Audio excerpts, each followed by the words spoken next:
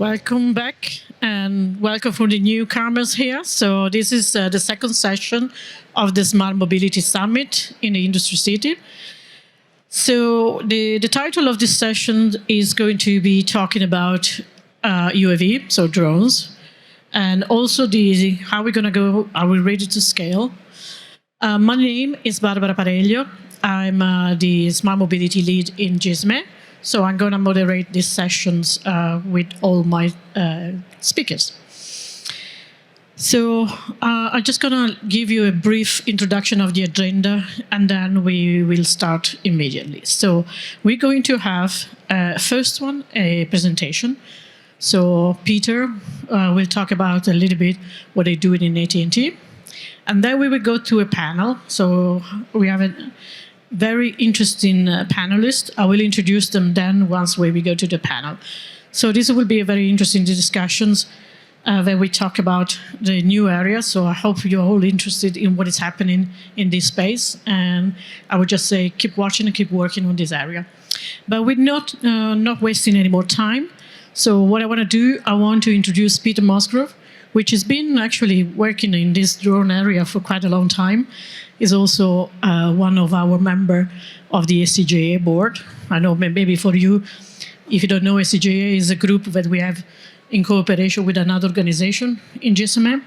And that's we try to tackle the challenges of connectivity, mobile connectivity for drones. So Peter, if you want to come to stage, and I give you the floor. Thank you. Thanks for coming out today to see what we have to say about drones. There's a lot of activity going on, so let's get right into it. This is a talk on what we call advanced UAV applications, some of them more advanced than others, but all interesting, I promise. The main topics I want to look at today are something that AT&T calls the Geocast Operations Framework. Next, talk about the GSMA MNO business model use cases that were recently published just this month. And I think that's a very large document to go through, but it's publicly available on the GSMA sites. I encourage anybody here to take a look at that because there's a wealth of information there. And then finally talk about the importance of industry standardization in this particular space, in this sort of newer type area. So in terms of the Geocast Operations Framework, I just want to point out that if any of you were at the AUVSI Exponential back in 2019, you would have seen a guy named Robert Hall from AT&T provide a presentation on what we call the Geocast Air Operations Framework at that time. We've been working on this feverishly since then. It's been generalized to take the air part out of it because it applies not only to drones in the air, but to other IoT devices, including things like the robotic dogs, intelligent vehicles that may be rolling around in, mines underneath the earth. It would apply to vehicles on the sea and vehicles even underneath the sea. So it's a framework that covers quite a lot of interesting IoT applications. Also applies to worn sensors, as the slide shows here. Next, I'd like to point out this provides safety, security, and reliability necessary to successfully do mobile IoT and make things profitable in this area in real world applications. One of the interesting things about GeoF is that different than what the 3GPP optimizations have come up with to mitigate interference, this talks about using bandwidth allocation to mitigate any adverse impacts from drones being too close to cell towers or seeing too many cells at once. In the picture, we show this kind of a primitive drawing of a robotic dog and a drone. We'll talk more about later about how this stuff works. Okay, the main features of GeoF are, in terms of situational awareness, drones are gonna have to be situationally aware because we're not gonna be able to rely on drones, even if they're connected, to always be connected. Because we all know that we drop cellular coverage in some areas, and some places you'd be using drones, like out in the middle of the mountains of Colorado, in firefighting applications. You're not always going to have the best cellular service. You've got to have support for drones when they're in coverage and when they're out of coverage, and they've got to be able to support tracking the remote ID required by the FAA now, telemetry with video data. The next item on the list is a secure remote control. So we anticipate that for beyond visual line of sight, there will quite often be someone with video looking out and controlling a drone by just what the drone is seeing in front of it, or what the operator is seeing is in front of the drone. But there's other augmentations to that I want to mention.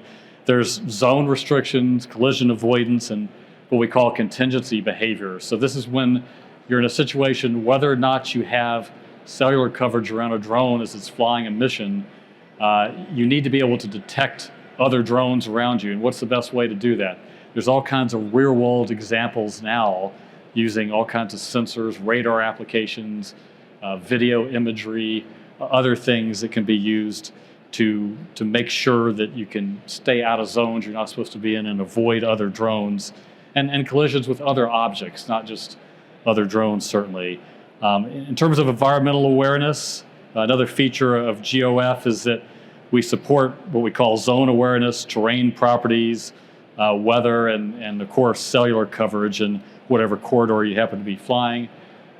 One interesting feature of this we call the Geocast Network Performance Tools, provides full-time measurement of the situation around you and where you're roaming into at that moment. This provides some examples of safety mechanisms. So you want to, if you're using this with a robotic dog that's patrolling the runway of an airport, for example, to prevent, to look for people jumping over fences or for cars breaking through fences, you got to make sure this robotic dog knows not to intrude itself in the middle of an active runway, or in the case of aerial drones, to keep them from flying too close. I mean, these are a lot of plastic, lightweight for these drones. They can't get too close to these burning fires when they're used for that kind of application.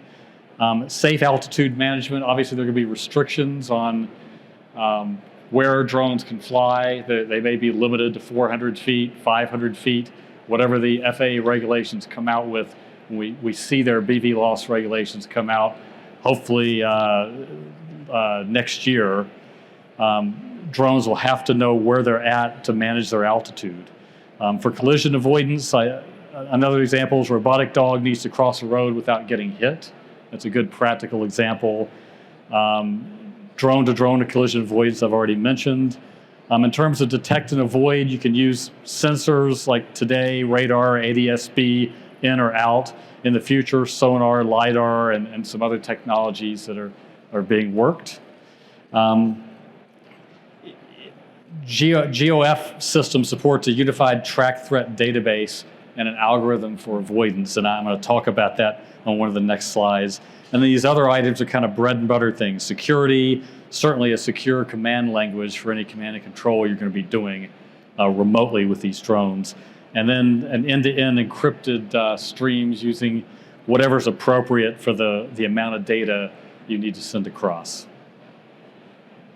Okay, this is a key point that I want to stress about Geocast. Now, Geocast is not something that AT&T invented. We point out the copyrighted material that we presented and made public at that Exponential 2019, and that's still available there if you want to take a look at it. The tiered Geocast has been talked about for years in the IEEE. Back to 2004, you can find information in papers of the IEEE talking about this geographic addressing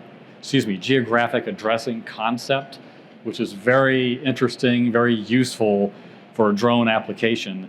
And AT&T has actually had working Geocast system up since 2009. So we've been doing this almost 15 years now, so it's a fairly mature system, but we keep tinkering with it to make it applicable to these items other than just the drones, like I mentioned, the robotic drone dogs and other applications. But the reason geographic addressing is so interesting for drones is that wouldn't it be nice, you don't always know if you assign an IP address or a MAC address to drones, well, how is another drone going to know what that address is if it needs to correspond with another drone or send information to it?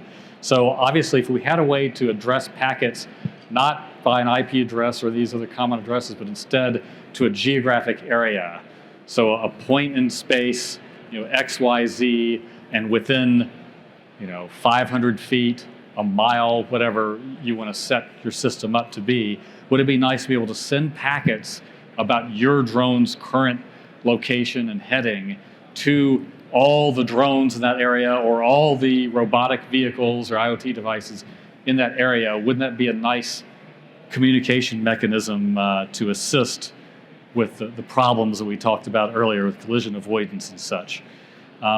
Originally, back in the late 2000s, we started off with short-range applications and this simple ad hoc geocast protocols, SAGP, over at the time, first used this ad hoc Wi-Fi concept. So we had the ability to, maybe half a mile type distance, send information out, what we call a short-range tier.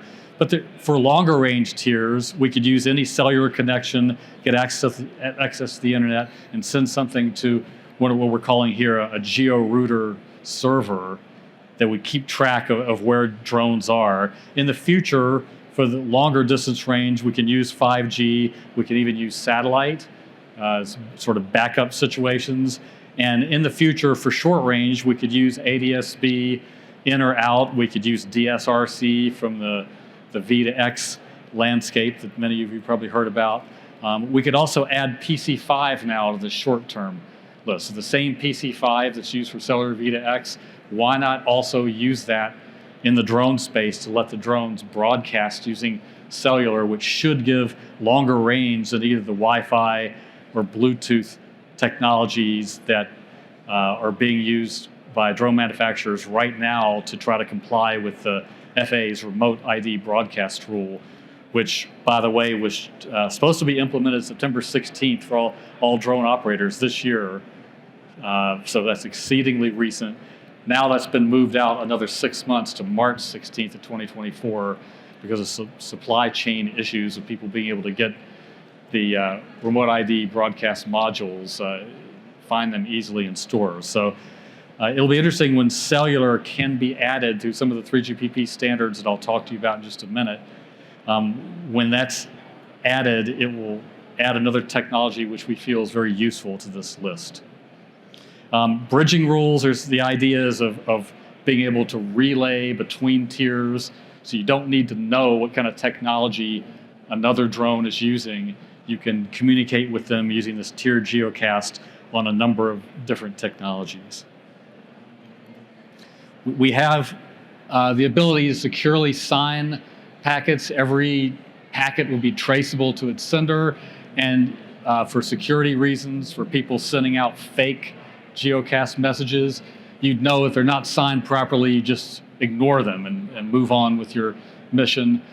Contents privacy can be handled at a higher level due to the varying applications that will be running within the geocast network. Situational awareness using this technique would require publishing this information maybe every second, for example, for the tracking and collision avoidance. And command and control may require stronger privacy and validation depending on your application needs. So let me switch gears now and go back to the paper that I told you the GSMA just published on drone business models.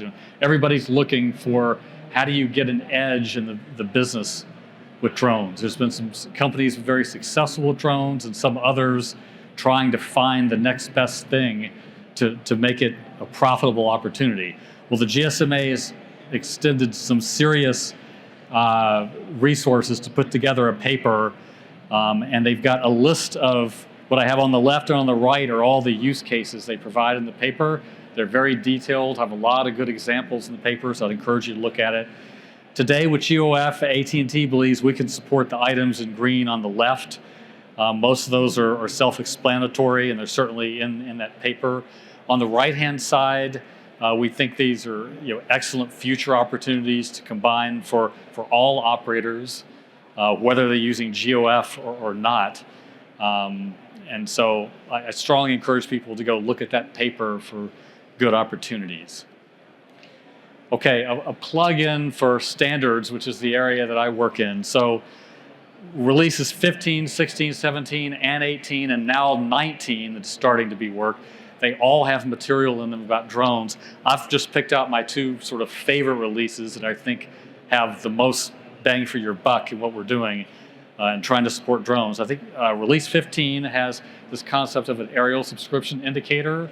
So that gives the base stations knowledge of who they're communicating with. So they'll know whether it's just a regular smartphone, some other device, or actually an aerial vehicle. And the nice thing about that is you can do special things if you know it's an aerial vehicle. That opens up the door to a lot of new things. There's also height reporting, there's waypoint reporting support in Release 15, and interference mitigation techniques there as well. In Release 18, we have essentially the network remote ID and everything you need to support there with connectivity, identification, and tracking. This is different than the network remote ID that's in the ASTM F38 standards work, a different flavor of it. We think this one has many more capabilities, and we encourage this for UTM systems. The other major thing that's coming in Release 18 is the PC5 SideLink direct capability, which cellular V2X is already using and has been using for a while. We think it's a great addition. It'll allow cellular to be on par with Wi-Fi and Bluetooth. We'd like to get the cellular PC5 added to the ASTM standard that has a means of compliance that most of the vendors of broadcast remote ID are using now to comply with the FAA rules. Why not have cellular create a technology that can play in that space? And then, of course, with detect and avoid, you can imagine the PC5 would help in that area. And finally, a plug for the group that Barbara mentioned earlier, this aerial connectivity joint activity between GSMA and GUTMA. GUTMA is a global UTM association, so it's aeronautical and aviation experts. For all this stuff to work safely, you've got to have the aviation people talking with the cellular people, if you're going to use cellular effectively for networking. So this group has been going for a few years now, about 3 years or so. The point is to have these groups coming together. Some of the substantive accomplishments and publications of this group are this LTE UNI aerial profile, which I'll put a plug in for Jerry Liebenau from Verizon, led a work task here that led to this concept being developed and led further to the GSMA publishing what they call a PRD, a permanent reference document, this NG128, publicly available again on the GSMA site in November of 2021. Things like having a well-recognized APN for UAVs, a very powerful thing. Next, we've published documents on what we call network coverage service or network data services. In the aviation industry, they like to call it supplemental data service provider, SDSP, whatever you want to call it. It facilitates exchange of information between mobile operators and the whole UAS ecosystem to really help with UTM systems. And finally, this concept of command and connectivity service providers is being talked about both in 3GPP and ACJ now. You'll hear more about that in the future, especially as we start working BVLOS applications. So I'd like to thank you for your attention and look forward to the further panel discussions here. Thank you. So we already see AT&T. So maybe now I'll start a brief introduction I'll just start with you, Patrick. So if you want to introduce yourself, who you work for, and a brief idea or the aviation space or what you do. So thank you, Patrick Castagnino. I'm working within, I would say, commercial aircraft, but as well in charge of the connectivity globally for the aircraft entities, based in Munich mainly, driving as well communication enablers for the connectivity. And we have our R&T, Airbus R&T based in Munich as well, and developing connectivity, UAM, and as well UTM activities. So for this forum, I would say the connectivity, telcos, and so on is enabler of communication. So it's high importance for us to combine UAM, that means flying taxi. It's not small drones in that case for us. In the world of the telcos and as well digital aviation requirements according to regulation and building of vehicles. Thank you, Patrick. Leila? Yes. Good morning, everyone. Thank you for having me here. So my name is Leila Ribeiro. I'm the technology director for the Open Generation Consortium, which was created by MITRE Engenuity. MITRE Engenuity is a subsidiary of MITRE Corporation, which is like a 65-year-old not-for-profit organization in the U.S. that works basically for the public good, to provide a safer world. So we are as old as the FAA, actually. When we created this consortium, it was created to advance 5G use cases. So we are use case focused, and the first area of focus was drones. So as part of the activities, we identified the key use cases with drones that we wanted to look at, and we started working on proof of concept experimentation, which I will talk more about today. Thank you for that. And Mike, over to you. Thanks. So I'm Mike Ross. I'm the Chief of Staff at Skydio. Skydio is the United States' largest leading drone manufacturer. I've been with the company for about 3 years now. I've been bouncing around cellular-backed IoT, product management for about 6. But I started life as a naval aviator and a fighter pilot and test pilot in the United States Navy. So I'm one of the few folks that has the luxury of straddling the aviation side of the house, the connectivity side of the house, and the IoT side of the house. But very excited about what cellular connectivity will mean for aviation applications beyond drones as well.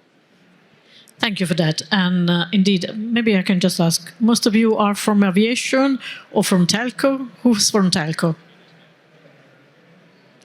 Okay, anyone from aviations or drones? Only few, okay, good.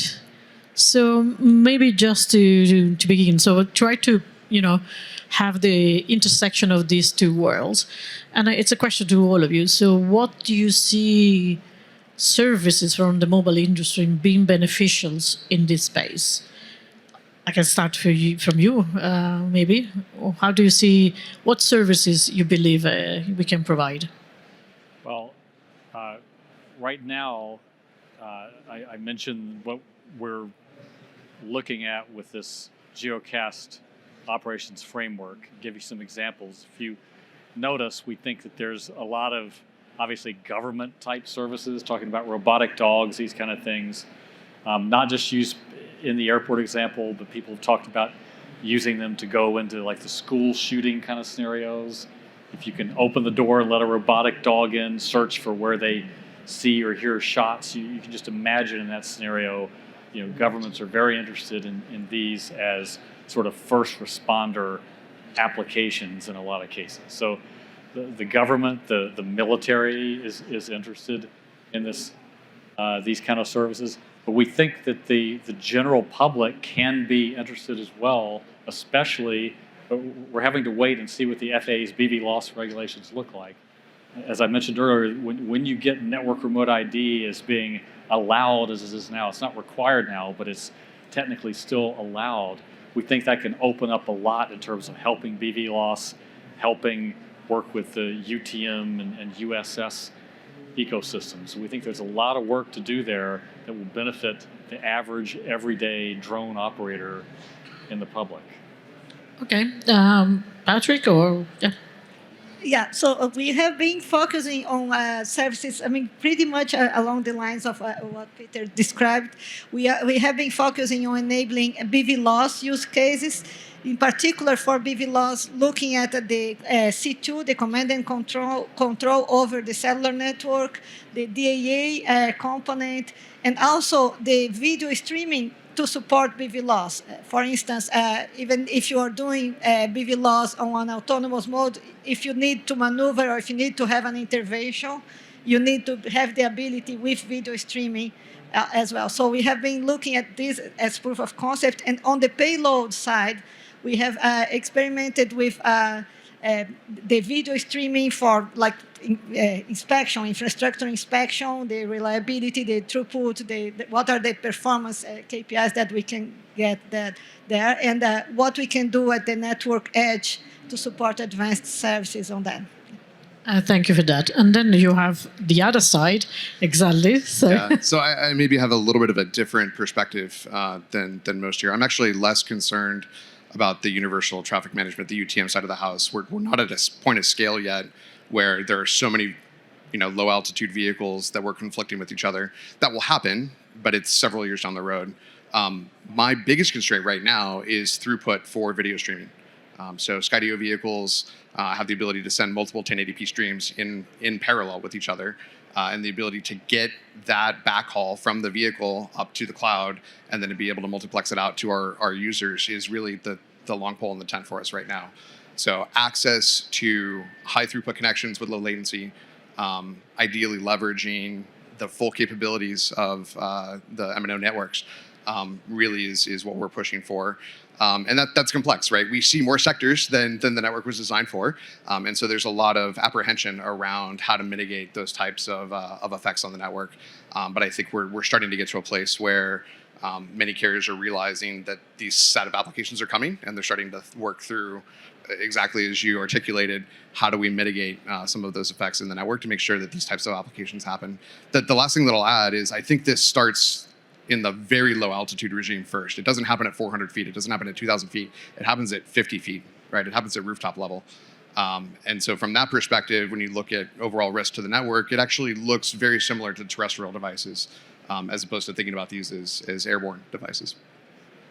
Patrick, you actually, you deal with bigger drones, Yes. different needs, but also helicopter. So what is the difference there? What do you see as a potential of mobile services to be useful? I will say first, in addition to and in parallel to the technical world led by GSMA and GUTMA, it's a very, very good technical construction. We started, I would say, last year, demonstration and proof of concept. That means two main proof of concept, one with helicopters, another one with the drones and architecture. For helicopters, we tested two main public network, 4G, 5G. And I will show the result afterwards. With a full helicopter instrumentation. That means it was not possible to use the drones. So we accepted a full helicopter control in flight at low altitudes. That means more or less in the same condition as the potential drone environment. The second, in partnership with various companies in Germany, we launched as well a demonstration of ground architecture and drones with three main links. One public network, 4G, 5G, the second R2 ground, and the third one, satellite. I would say results are very mitigated, clearly. The 5G is not at the right level of expectation today, by results and by tests, and the quality of service as well. So, for multiple reasons. The first one, clearly, is the infrastructure of the public infrastructure today is not designed, maybe, to be compliant with what we are expecting for the drones. Mainly for the antenna. Maybe you know perfectly than me that for public infrastructure and 5G, the tilt of antenna is more or less 3 degrees down. Even at low altitude, I would say it's not the right way. So the final main requirement is what we can do to improve the current infrastructure, or maybe to define a private network more oriented to digital aviation. That means infrastructure and maybe at all spectrum, dedicated spectrum for aviation, for security reasons. This is what we did, and we continue to do in addition to the global work in convergence with telcos. Yeah, good to hear. Yeah, no, I know it's a very complicated topic, so and the work is still ongoing. Mike, your company also, if you want to add on something, please go. Yeah, if you don't mind, I think the spectrum point is really important, right? So the restrictions, especially in the US around Band 5 and Band 41, were set a very long time ago. I think it's definitely worthwhile spending some time to re-examine the assumptions that went into that planning and to potentially consider removing some of those restrictions to open up the spectrum. I'm going to stay with you for the moment because you just announced, the new your new drone, the X10, right? And you publicly say that there is connectivity also 5G, but not just 5G. So can you maybe explain, when you look at the connectivity from your perspective, what you looking for and why you have these multiple choices, what they use for? Yeah. So Wednesday of last week, we announced our third generation drone named the Skydio X10. And this is really a monumental leap forward for us as a company, and we would argue for the drone industry as a whole.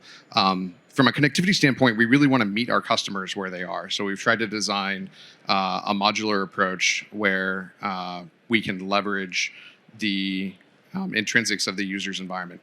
We have users that span consumers all the way to U.S. Navy Special Forces. So we have a pretty broad spectrum. And so that means we need to be able to come to them with a selection of connectivity solutions. Some of this resolves down to point-to-point RF data links. So on the enterprise and consumer side, that's in the ISM band using 2.4 and 5 gigahertz. On the military side, we've got access to licensed spectrum in the 1.8 to 2.4 gigahertz range. But what we introduced with the X10 is the ability to add a 5G module as well. So we've been testing that for the past year and are very short to announce our carrier partnerships to make that available in the US and Japan in the coming weeks. So we're very excited about what that brings. I think my experience using 5G has been maybe a little bit different. There certainly are challenges, but we're seeing drones actually connect on side lobes of the radiation patterns in ways that we didn't necessarily expect. But again, we're not operating at 200, 300, 400 feet. We're operating at 100 feet doing infrastructure inspection or real-time situational awareness. And so we're largely within the coverage volume that exists. And if we're not, we're adjacent to it. And I've actually been very impressed with the performance that we've seen. And from my perspective, it really is working with the carriers to get them comfortable with us operating on their network and then being able to scale that relationship. No, thank you for that. And indeed, I mean, you said you did your test in Germany. You did your test in US. We know that the deployment of 5G in US is much bigger than what we have in Europe at the moment. So those are also impacting, obviously, the performances. But maybe I want to come back to you, Peter. So you also show, your use cases and what you could do with your solution. But just going back, why did you choose to focus on those use cases? Well, I think mainly those are the ones that we have had experience with in testing in various places where we've had the people to be able to do that, and we've had the waiver approval opportunities from the FAA, and where the FCC has allowed us to use, certain spectrum. So. Those are the main reasons. We're willing to test anything. If somebody comes to us with compelling ideas, we're willing to listen and get on board with any number of different services. But right now, you'll see most of the services we offer are more to government customers, simply because of the conundrum with what's happening with remote ID in the US. And we just can't wait for the network remote ID to be able to take off. I understand. So at the moment, regulation is kind of hindering your choices. So you have to stick to what you can do now. Interesting. But then maybe Leila, because you have this consortium, which is maybe has more freedom and ability to do more tests. So can you talk a little bit what you have done so far as a test and what are the results? Yes, and yes, that's exactly one of the reasons we created the consortium and the direction we went as well. So as I mentioned, we were looking into enabling BLVOS use cases, and we saw the need to deploy a private network, and that was one of the reasons is, as Peter was describing, some of the capabilities that are in the standards are not yet implemented in the commercial networks. And so we wanted to experiment with that to help inform. So what we did, we deployed a 5G private network in Rome, New York, and we with 3 base stations as standalone. And with that, we did a lot of tests I'm happy to tell that we just earlier this week we released reports with all the results of those tests. So we have implemented a full 6-mile BVLOS flight path over those 3 sites in the coverage, and we are actually capturing a lot of metrics from the drone and from the network on how it performs to characterize at different heights, to see exactly assess how it performs, and then it gives us the ability also to test the new additional services like how if we do network slicing and other things. In addition to that, we tested one use case that is called the hazmat sign recognition. It's a computer vision at the edge of the network. So the drone flies 6 miles, and while there on the other end, the pilot is here, the pilot will maneuver in BVLOS over the 5G network, and the drone will stream video that will get to a network to an AI/ML model sitting at the network edge that will recognize the signs for hazard materials, and that will be annotated on a video for the public safety folks. So this experiment has been performed with the collaboration of the members. So this is a consortium. So OST it was the organization that was providing the AI/ML model. The network is Nokia-based, and we were in collaboration with Verizon for the spectrum on that the network. And so we published the results for that. It's very interesting to see that you can do all that with the 5G. And now we're moving to looking at more advanced services, what we can do if we do network slicing, or what we can do with if we share the position, and all the different capabilities as well. Thank you for that. Yeah, as you mentioned, and as all of you mentioned, we need to do all these test measurements in order to understand the behavior of the network. I can also do a pitch that you go to the GSMS stand. There's also one of these tests that is showing the capabilities and what is possible. But then maybe change it a little bit. So when we look at the business model, because obviously that is also one of the areas which is important. We've been working, at least in the GSMA, for 7 years on drones, so it's been a long journey. But we get to this stage and we say, okay, now we have the technology, we are doing a lot of tests, we know it's possible. How we monetize? What are the business model that works for all of us, not just for one? So it has to be a fair business model. It has to give opportunity to all the ecosystem player. Mike, maybe I'll come to you because how do you see yourself? Your business model. If you can tell, how do you think to sell, and how do you see the business model for you with the connectivity? Yeah, I think there's a really interesting value chain here. At the end of the day, we view the value that we provide as providing data to our customers, right?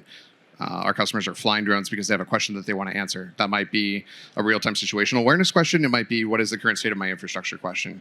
But at the end of the day, the value that we're capturing is being able to answer that question for our customers. From our perspective, we are attempting to deliver a full-stack solution to our customers so that they're not having to piecemeal that themselves. So the approach that we're taking with respect to connectivity is we bundle the hardware necessary, the software licenses necessary, the cloud software necessary, and the connectivity into one SKU, essentially, that we can offer the customer, and then work to piecemeal the value, again, through our partners as part of that. But that allows us to provide a single-step solution for our customers that gives them a holistic ability to start working through this problem. Drones are really, really interesting. There's a lot that comes into it. So it's not just the technology, it's not just the software. There's an entire regulatory services piece that goes along with this, right? So we've talked a lot about BVLOS. When I joined Skydio 3 years ago, my biggest risk assessment for the company was the regulatory environment and the ability to start to fly missions that met where the technology was, right? We can fly kilometers, right? 6 miles. That's not a problem, right? Technically, that's very easy. But it's a little bit more difficult to navigate the waiver structure necessary within both the U.S. and other countries to be able to conduct those types of operations. So part of this is being able to show up to the customer and help them write their waiver in whatever region that they're in to be able to conduct those types of operations. So I think a lot of this boils down to making it easy for the customer to not have to solve all of these problems on their own, and then working together internally to then divide up the value chain accordingly. We are moving a tremendous amount of data from these vehicles. So I think from a network M&O perspective, the tonnage that I see coming out of this is incredibly compelling. The other place that I think is really, really interesting from a use case perspective that's highlighted in the white paper is as we work with regulators in terms of mitigating risk for drone operations gets split into two categories. There's risk to airborne assets and there's risk to ground assets. The airborne asset side of the house, I think we have pretty solid thinking around. The ground risk side right now is typically handled by our customers controlling that ground risk themselves. So for instance, we fly with a lot of utility providers, right? The ground risk in a utility substation is controlled by the fact that it's surrounded by a barbed wire fence, right? That doesn't extend to package delivery, right? Where I'm flying over backyards and houses and schools. So understanding the population density of the area in which we're operating in real time, which MNOs have the best visibility into, becomes critically important for us being able to turn around with our customers and go to the FAA and say, hey, here's the flight path that I want to take to get from point A to point B, and I'm avoiding crowds, populations, parades, gatherings, et cetera. There really isn't a better way to solve that problem other than leveraging the data that's coming off of the network. Thank you for that answer. I'm coming then to the audience in a second, so I'll still ask a question. But if you want to think about any questions you want to ask, so start thinking now. Then maybe I'm coming to you. So from Peter, from an MNO perspective, what do you see as well, there's still a lot of things to do, but what do you can say that are the things that we have to do imminently, at the moment, from another perspective, but we're still, on the gap. Yeah. But before I answer that, I'd like to go back just very, very briefly to that services question. I think the answer I gave was looking at more long-term services, but in terms of things that AT&T is doing right now, we work with a company called Softbox to deliver pharmaceuticals in cooled containers, which is a very useful application.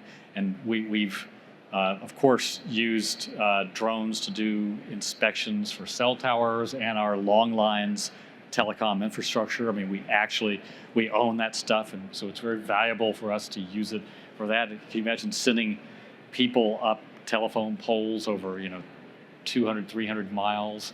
How much resources that takes? So those kind of things are very interesting and good for us for the time being in the near term. There is also the cell on wings application, which, in the Maui fires most recently, but in Louisiana hurricanes and Puerto Rico hurricanes a few years ago, sending those drones up, especially the tethered ones, that can stay up for long periods of time, providing services, cell phone services to people who've just been devastated in an area hit by a hurricane is an extremely useful thing. Most of us sit and see that on TV, but just imagine if you were in the shoes of those people that your cell phone's not working, you can't get help, if all of a sudden it's turned on and you can make calls to get help. That's just exceedingly valuable. And so those are some of the things that we're doing today. In terms of your question about which things are most urgent to do now, I know I emphasized the standardization aspect.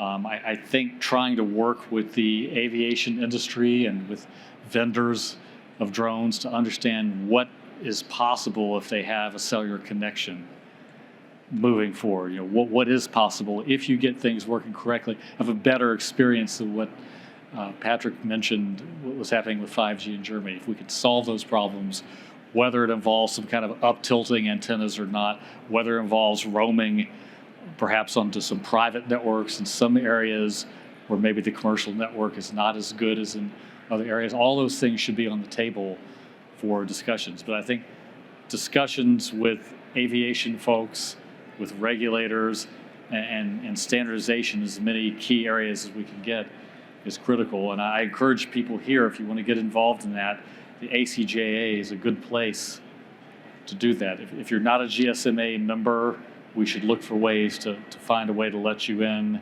If you're not a GUTMA member, same thing. Thank you for that. So then I want to open it up to all of you on the audience. Anyone wants to ask a question? I mean, there's a few chances you're going to get this panelist on the same floor. So anything you want to ask? There was one question. You're on the corner. Let's wait a second for this. The microphone is coming, so.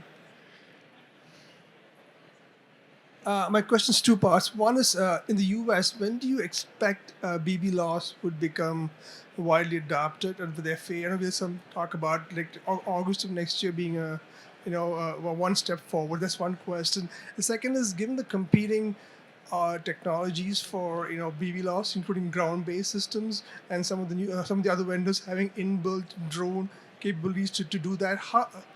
I mean, all that you're talking about is about the network and 5G, but there's this whole other ecosystem outside of that. So how does this 5G technology compare to those other technologies that are not cellular-based?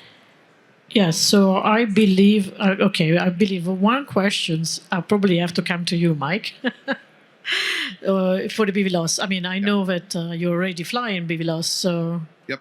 So what we're seeing right now is that there isn't actually an operational restriction for our customers in achieving BLVOS waivers. That timeline 2 years ago was in the 8+ month timeline for approval. It's now less than 10 business days. So that's really not the long pole in scaling operations. Everyone who is looking to execute those types of operations has a pathway to go do so right now, which is great. That said, underlying changes to Part 107 are in process. The Aviation Rulemaking Committee, responsible for the next iteration of BLVOS regulation, concluded fall of last year. So the next iteration of regulations is in process now, and I would expect mid next year for them to become public. We'll see kind of how that winds its way through the FAA. But I think the important point is that that's not actually the restriction to scale from my perspective at this point. Thank you for that. And I come to the second part. So just I want to make sure, when you talk about other option on connectivity, you refer connectivity for command and control or anything? No, I was wondering more for BLVOS, like you have ground-based detection systems. Yeah. And so for BLVOS, indeed, you can use different technology at the moment. We mentioned a few of them, right? As I said, Mike has a lot of options on connectivity, and you also mentioned different options. Maybe I come to you first, Patrick. Why do you have multiple options, and what are the differences? Depending on the link, clearly today, to manage it to be compliant with the C2 link, safety communication and regulation requirements, this is a priority one. How to mature the communication link by mature public, using private or not. It has to be complete, as mentioned. The second is how we can be compliant with only one link. Clearly, no. So multiple link of communication. On ground, I would say 1 or 2 safety link. Using slicing, it will be, I think, one of the potential techno breaks to be developed and to be mature, because it's not yet the case. We are not there yet. The next step is more how we can demonstrate the compliance with private. This is what we will do certainly in a couple of months from now. And certainly, why not combining efforts? It will be one of the convergence. The second is not in huge area like cities, how to complete the communication link, certainly satellite. So what we have in mind is more hybrid modes using 5G, and certainly for global interoperability, I will say 5G satellites, and we know now it's maybe 5G NTN. So in the global picture, 5G will be the end-to-end communication link, safety or not. And one of the answer of the questions for the manufacturer point of view, we will manage, and the priority is C2 link, clearly. For the passengers, I will say today 5G is almost compliant, because we are not expecting the same level of performance. And maybe you can complete. Yeah, go, Leila. Yeah, I know. So yeah, I just want to add the great answers, and I want to add that the one aspect of cellular networks of using 5G that would be different. So first of all, I agree that you want to do multi-link. You want to increase your reliability as much as you can, because flying BVLOS requires mitigating all possible risk, right? But one key aspect of cellular networks is that you can provide, first of all, service in areas, the infrastructure is already there, so it's different from doing BVLOS on point-to-point. So the alternative today is to do point-to-point, which means you are going to be in the radio line of sight at least, but you may be beyond visual line of sight, but you need to be in radio line of sight of something that you need to deploy to operate, right? While if you do leverage the cellular networks, then you can leverage a lot of existing coverage that already exists. This is the plus side. Where we are right now is challenging because we still have to have the ability for the drone operators to know where that coverage is. That's number one. That's a work that the ACJA is doing and the publication. So this is very important. The drone operators need to have some idea on what is the network coverage to do the flight path decisions, And on the other hand, the network needs to have an idea, and that's the identificator, that the UE is a drone. So both ways, that knowledge is not there today. If you do operate on a commercial network, it is more of a best effort. So that's the big difference right now, but that's where we are working towards implementing. So I think that to answer our question, 5G has all the capabilities to support this with a very high reliability, and I think that we are moving in that direction. A lot of what we are doing is to experiment with that. Mike? Yeah, I think there's an aspect of your question that we missed, which is how do we also mitigate the airborne risk by using ground-based sensors? And that's a really, really interesting question. I think it splits itself into two classes. There's how do you mitigate the risk with compliant other airborne operators. So that's people that are squawking ADSB, transponder code, or that are emitting remote ID, or have some other network signature that we can track. That's a chunk of what's in the airspace, but there's certainly the paragliders and the people out on having fun on a Saturday that won't be compliant, that we have to have some other way to detect and avoid, right? So now we're looking at either using radar or visual or oral signature to detect and track those targets as well. The approach that we've taken here is to kind of mitigate this orthogonally, which is, hey, if I'm operating within 50 feet of infrastructure, nobody in their right mind is going to be conflicting with me, right? Or they're going to have a really bad day. So we can use that as a mitigation profile. I'm operating in a place where I don't expect to see anybody else. And that gives us the ability to start kind of working through these operations while we look to solve the broader problem, which is how do I want to approach that? You look at companies like Zipline who have taken a different approach. They're operating at 2,000-3,000 feet in long linear flight profiles. They've invested a lot in acoustic detection. So I think there's a lot to be resolved here, but we're going to have to kind of think about it in two parts. How do I handle compliant aircraft that I've got some way to track through network solutions? And then how do I go find the things, and maybe it's a flock of seagulls, right? How do I go find the things that I'm potentially going to be in conflict with that don't show up on the network?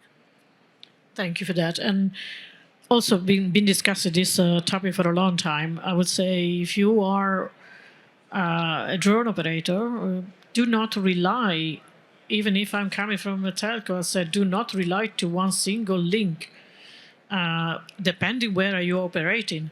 If you're operating on one location, which is, yes, you're 100% sure you have the link always, all the time, fine. Otherwise, you have to think of multiple link and how you maintain a certain level of reliability, availability, and so on. But don't expect us to solve your reliability, availability problem. We can do our best, but you will never get 100% with anything you want to use. So just be aware of that. So we're going to get to a close of this session, but so I'm going to have one question for all of you. And it's the same question. So I'm quite interested. Most of you obviously are in US, except Patrick and myself. But what do you see the most, let's say, there's a lot of transformation in the aviation. There's a lot of things happening. And I can say it's exciting from my side. I'm not from aviation. Probably for you, when you are from aviation, it's more, ooh, that's too much happening, good or bad. But what do you see as really, transformative in coming in 1 year, let's say? Maybe I start from you, Mike, and then I conclude here with Peter. I think when you look at the bandwidth that we've had for connectivity for airborne vehicles, it's traditionally been VHF and UHF voice. There's a little bit on the airline side of like low bit rate IoT data for air traffic management and telemetry. But we haven't gotten to a place where we've got a 6, 7, 10, 20 megabit connection.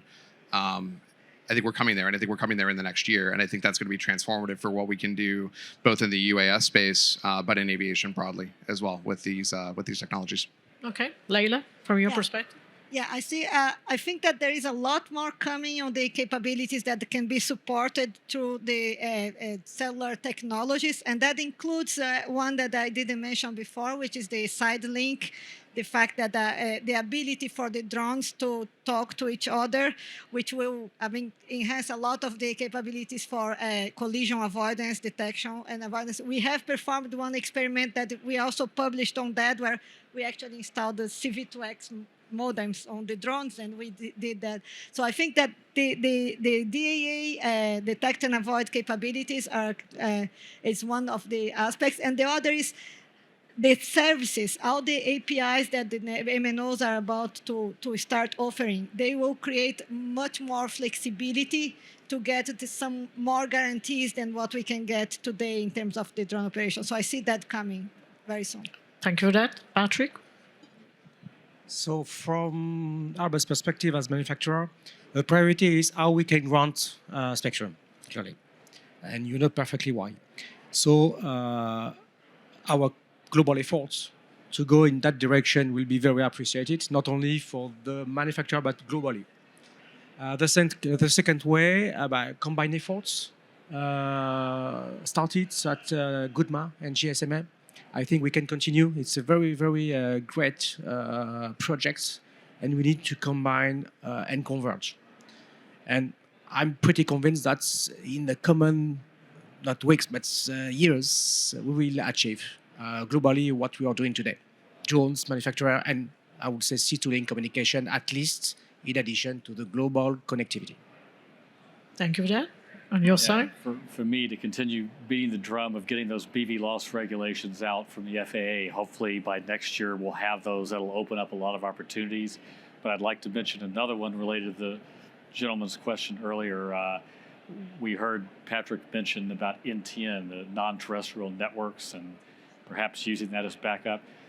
In the U.S., AT&T has partnered with AST Space Mobile, and T-Mobile and Verizon have partnered with other satellite providers as well to either do texting for things like SOS or 911 applications, or to actually be able to make phone calls in the case of AT&T. So it's really exciting to think about if we had implemented the knowledge we're communicating with the drone, then what could we do maybe automatically in the network to allow for satellite backup in the case where we know the drone's position, we know they're in an area that's not the best in cell coverage, so maybe kind of hand off for a while to a satellite provider. To me, that seems transformative. So instead of looking at satellite providers as, entirely competitors to our terrestrial cellular, find ways to work with them that'll be productive and yield good results for everybody. Thank you for that. So we're out of time. So thank you for staying here. So I want to actually have a pitch, please. If you want to get more information, just join our community newsletter. We will keep it informed. And if you want to have a more conversation with us, they will be here. So you can talk to the speakers. And come talk to us. We want to have you talking to all together in order to fix all this problem and have a solution. Thank you for being here. Thank you very much. And thank you to my panelists.